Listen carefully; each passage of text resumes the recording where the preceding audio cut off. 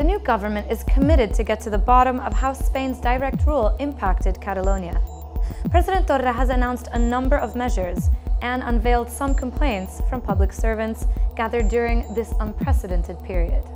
Hello, and welcome to Catalan News.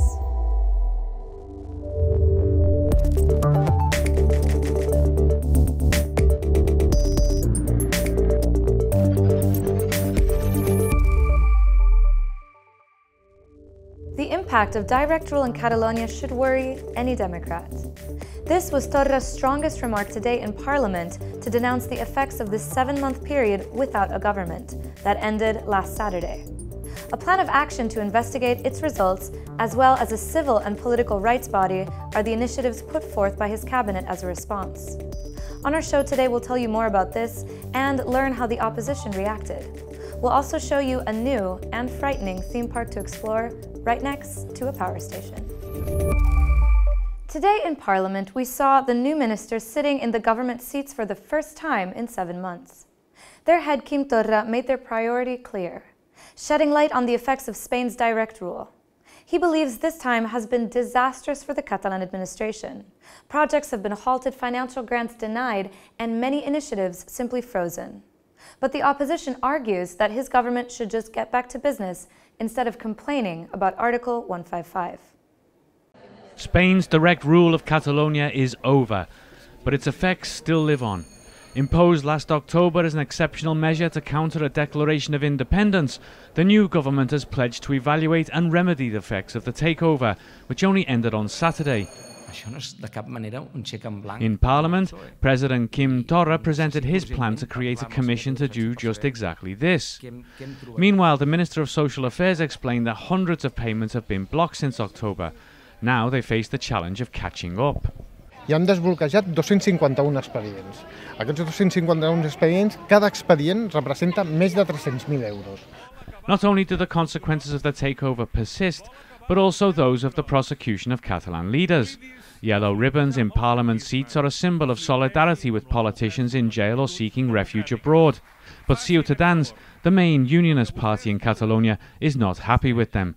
After a tense exchange with the Speaker, a Ciutadans MP recently removed the yellow ribbon from a government seat. They have now asked President Torra to remove the ribbon hanging from the Catalan government headquarters. ¿Usted quiere hablar con los que somos representantes de aquellos que no llevan lazo amarillo? Demuéstrelo. Quite de la fachada de la Generalitat de Catalunya un símbolo que solo es para los del lazo. Aligned with neither the unionist or pro-independence camps, the Catalunya In Comú party has stood alone between the two blocs for months. With a socialist government in Spain now appointed with the votes of pro-independence parties, they hope Catalan politics will also get its own breath of fresh air.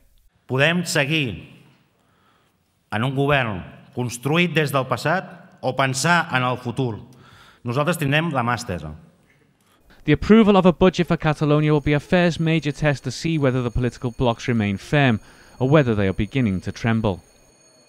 Protecting the environment is one of the priorities of the new government.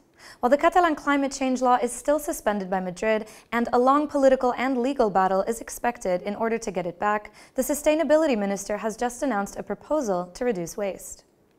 Proposarem que el govern prohibeixi els envasos de plàstic d'un sol ús en les seves dependències i en actes públics i actuacions de difusió, en la línia del que demanen tant la Comissió Europea com Nacions Unides, les ampolletes de plàstic com a exemple.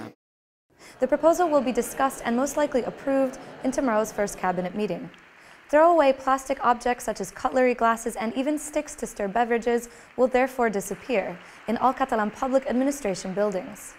This following international examples from the EU and the UN.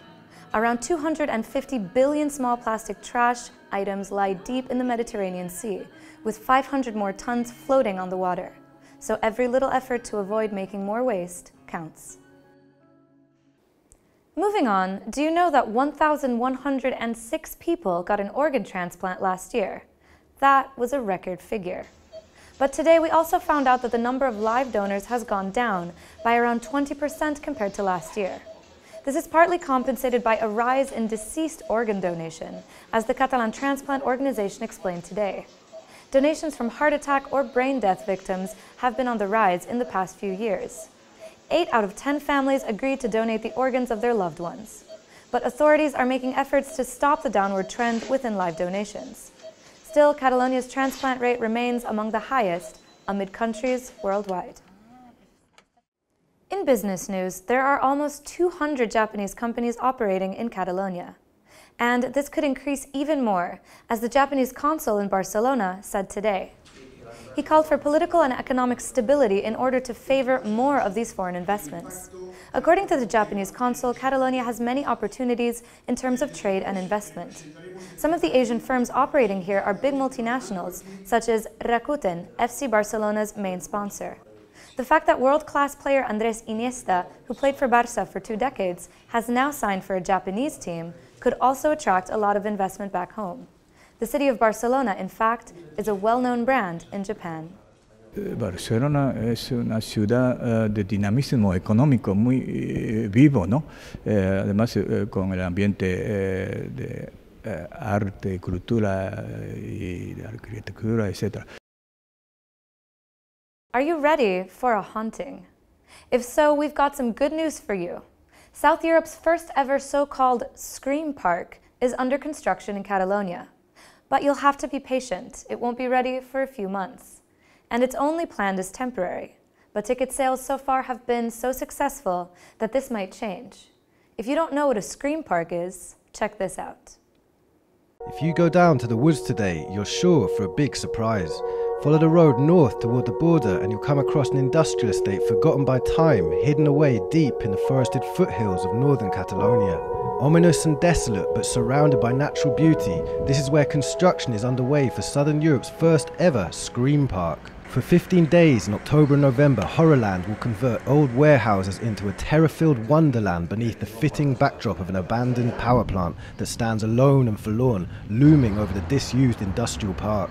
Among the attractions at the Halloween-themed theme park are haunted houses and escape rooms and much more. És un viatge interactiu per un haunted house, que aquí es coneix com a passatge del terror, totalment tematitzada amb una temàtica concreta. What's more, nearby is an abandoned castle to get people in the mood for a haunting. In keeping with the horror theme, the park will open under the cover of darkness from 6:30 to 12:30 at night. With more than 4 months to go until its doors open, more than half the tickets have sold out. The companies behind it, Horrorbox and Insomnia, are now even considering extending its opening period or even making it a permanent feature to the area's countryside. Staying on the theme of the scary and the weird, but in the realm of cinema. One of the most awaited international film fests, held at the beginning of October, just announced what's in store for this year. It's not even summer yet, and there's already a good reason to look forward to the fall.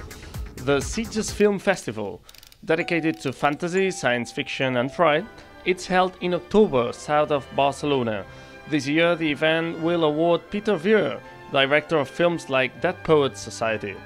Weir is also behind The Truman Show, which 2 decades ago was already ahead of its time. Pel·lícula que compleix 20 anys i que és una premonició del que estem visquent en aquest moment, no? Aquesta televisió interactiva, pràcticament dictatorial, i que Peter Weir posava en solfa en una pel·lícula absolutament fundamental. A trifecta of names will also get official recognition. Blaxploitation starlet and Tarantino muse Pam Grier, horror and pulp actress and acrobat Helga Line, and feminist icon and Renaissance woman Tracy Lords. There are more birthdays too. It's been half a century since the release of 2001 A Space Odyssey, which received a place of honor on the festival's poster. The event will also feature the zombie classic Night of the Living Dead, the slasher flick Halloween, and the horror novel Frankenstein for their anniversaries. Meanwhile, more recent screenings include controversial new works by Lars von Trier and Gaspar Noé. Last year, the festival reached an important milestone, half a century up and running.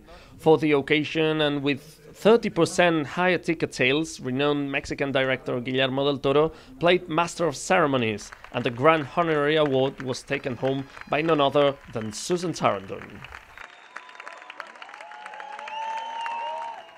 Sitges has also been in the news today for a very different story. Heavy rain showers falling briefly this morning led to floods in this typically sunny seaside town. Severe weather was widespread in the country, but the footage from Sitges was quite unique. Bye for now, and see you tomorrow.